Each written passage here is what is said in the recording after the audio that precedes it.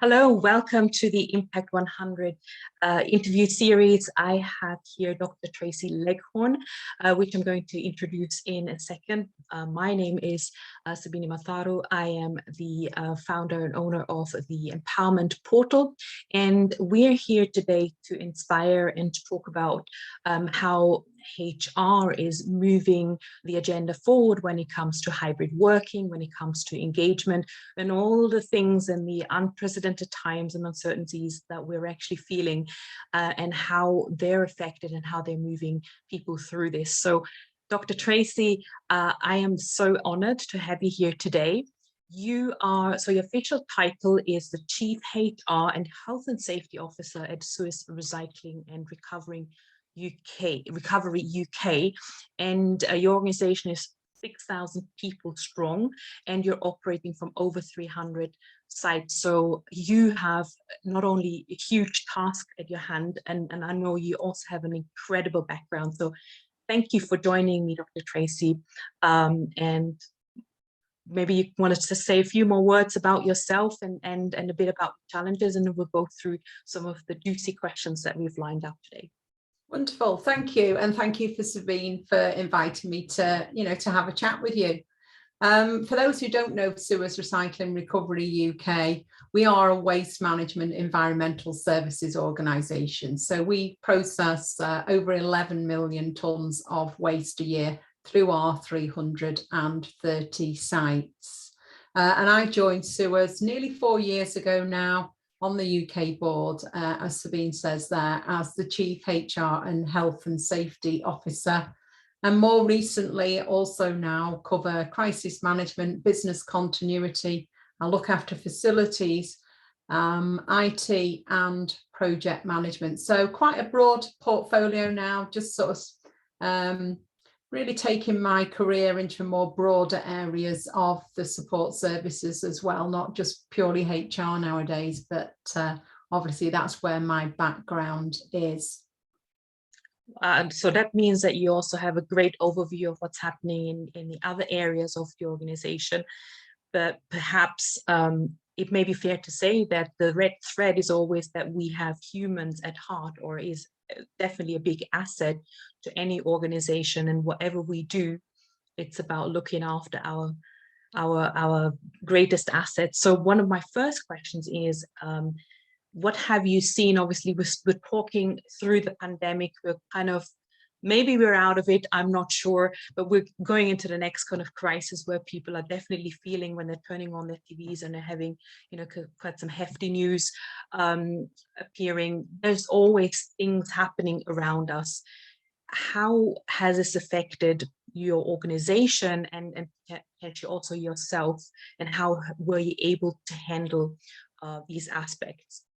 Yeah, well, our approach within the last couple of years has been very much to take a triple line approach as a board, and that's around people, around planet, and around profit. And certainly when COVID first struck, we are very keen that that is the order in which we prioritize things in our business. We look after our people will help ourselves, and our customers look after the planet.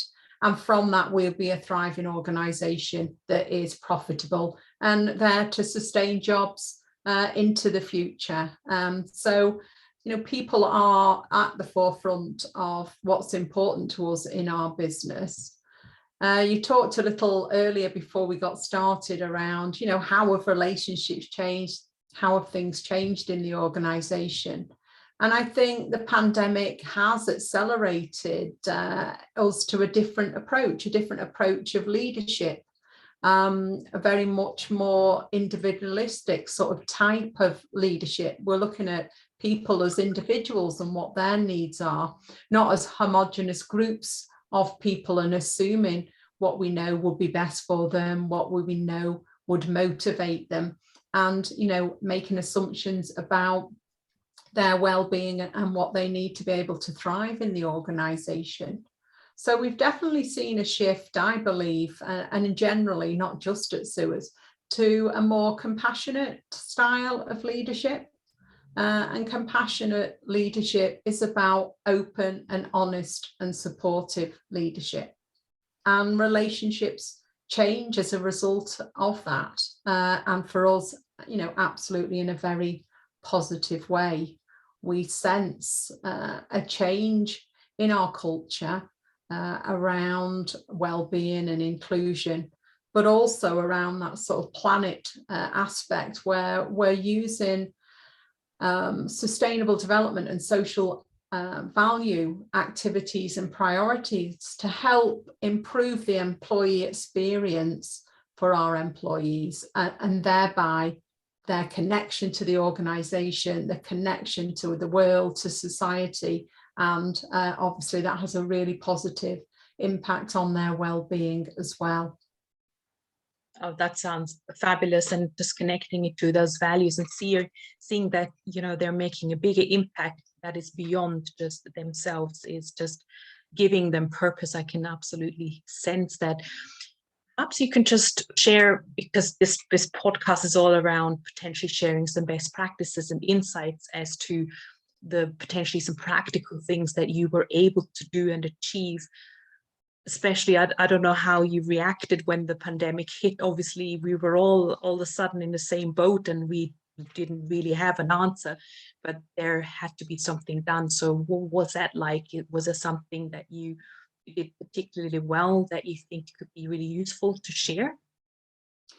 Well, I mean, I have a background in healthcare, so I've spent 13 or more years in the NHS and 9 years in an ambulance service prior to being at SUEZ. So I had actually got quite a bit of experience actually around crisis management and business continuity, and indeed, in planning for pandemics as well. So, I had some insight, whether that's positive or negative, as to what the future might have looked like when the pandemic started. And it meant that really I was able to put in place a structure for us as a board to manage that situation in a similar way that emergency services deal with emergency situations, whether man-made or environmental or otherwise. So that was quite helpful for us. But immediately prior to the pandemic, we created our Wellbeing Charter. So I got people from across the business and they created our charter. And we were able to use that to really accelerate our wellbeing programme as the pandemic struck, and then as it advanced as well. So introducing lots of things. I've just come off our weekly wellness webinar, where we look at a range of subjects that can help our people. And also developing guidance for our people as well. Not everyone's free to get onto a webinar, so really important that your channels of communication can work for everybody in the organisation. We've got 4,000 people who aren't sat in support services. They're out there working on our sites, on the streets, in refuse collection vehicles, etc. And it's important that you reach those hard to reach people. So more recently, we have got volunteers across the business now helping us as wellbeing and inclusion ambassadors, and that's been really successful for us. We've got 9 at the moment, and we want to have 16 of them in the business out, being able to be nearer to the front line, out on site, and feeding back really what's important to our employees, so we can use that to inform our wellbeing programme moving forward. I love that idea. So they basically are almost like field-based, or go and touch base with the people that are field-based. And that in turn actually gives them a voice. They're being heard because they're actually literally remote, whereas now people are talking about remote working and how that actually impacts, the communication, which we'll talk about in a minute. But they already were in remote anyway, and there's probably lots of organizations where there are people already working remotely that are not necessarily in an office.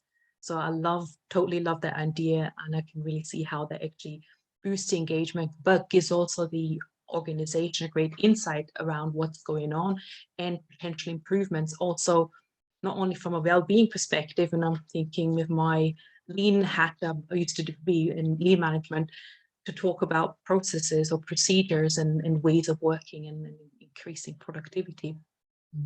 I mean, we're an organisation where lean is very much part of our culture, and more recently, over the last 3 years, really introducing systems thinking into the organisation. We know, I think, HR leaders know that the answers to some of the persistent problems that organisations have, are in the minds of the people doing the jobs. And you need to be able to create a safe space to open up a conversation for people to put forward their ideas and improvements, and then drive those forward and share them across the business. So we do a lot, and that again helps people to feel connected to the business, help it feel like it's their own, and contribute really to making a great place to work.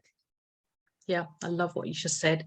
I think the important thing is that you are then transparently communicating and saying what you're going to be doing with the feedback. Otherwise, a lot of people are just collecting a lot of data in their organization and not doing anything about it. And then people will say, well, why am I filling in another survey, or why am I giving my ideas again? Nothing's being done anyway. So there's a really good point there.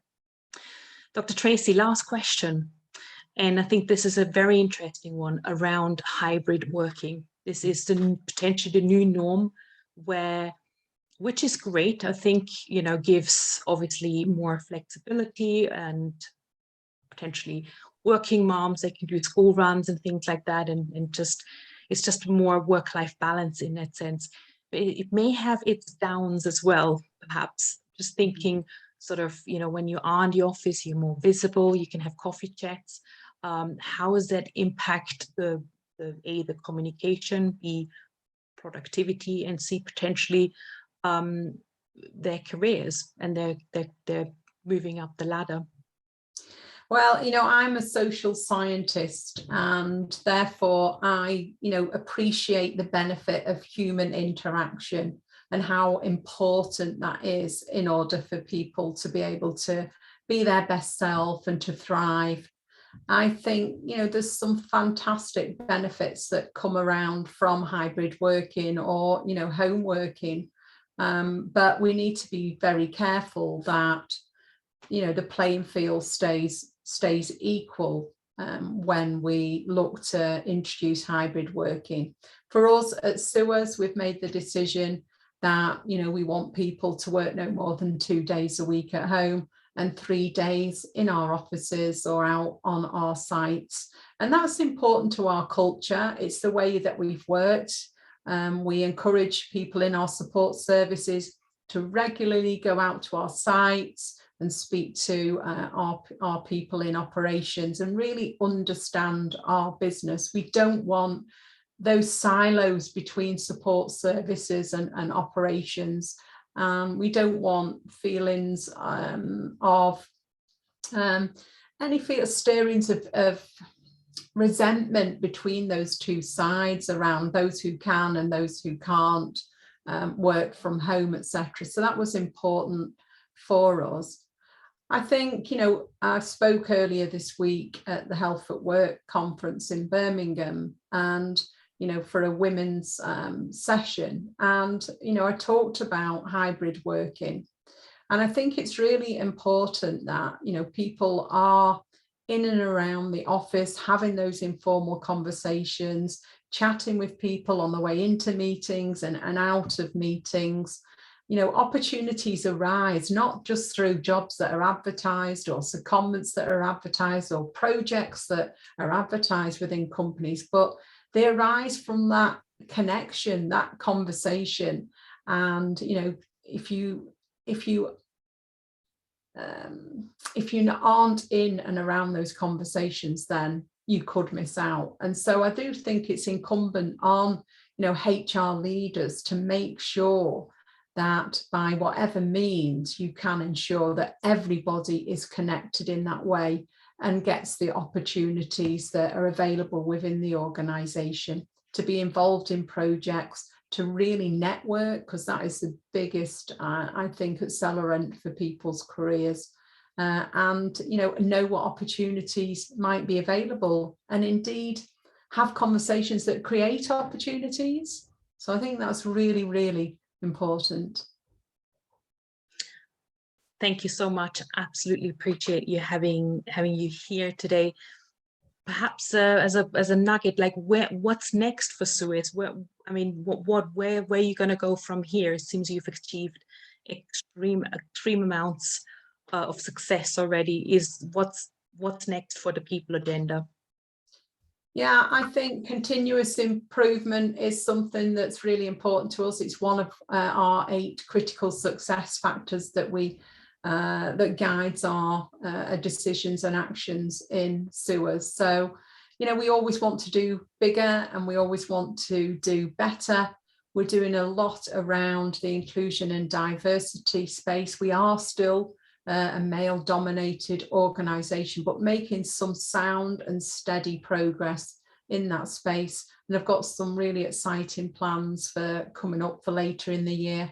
Our first Inclusion and Diversity Conference that we'll be holding in Manchester, with including all our inclusion and diversity network, and also a lot of our frontline staff will be joining us at that Wellbeing and Inclusion Conference too. So very excited about that. It's great that people can get together physically, to network and connect in the way that I think we really missed during the pandemic.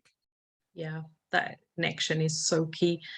That sounds extremely exciting, and really great ideas that you've shared with us and with other HR professionals that will be listening in.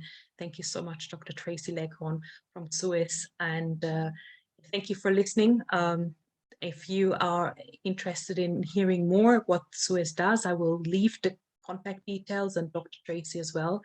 And of course, if you are sort of still a bit on the back foot and you're thinking, oh my goodness, we need to do a lot of work in our organization, feel free to connect with myself. As I just want to mention that we actually do work in the wellness space, but also we help with resilience, remote working. Especially we have a program around getting back to work. So there's a range of things that we can help you with at the Empowerment Portal as well. So feel free to check us out. I'll also leave the link there. So thank you for listening, and I hope this was a great inspiration. Thank you. Thank you.